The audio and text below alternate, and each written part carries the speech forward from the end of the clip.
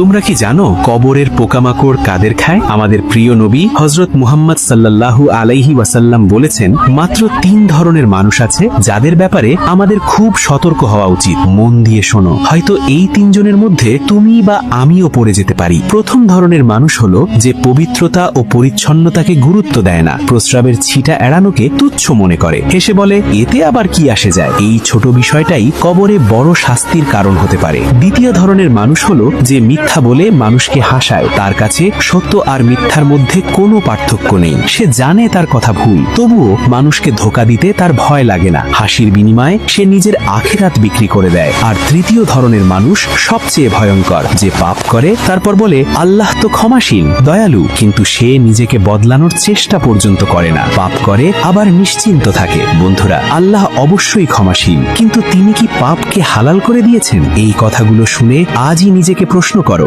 আমি কোন দলের মানুষ?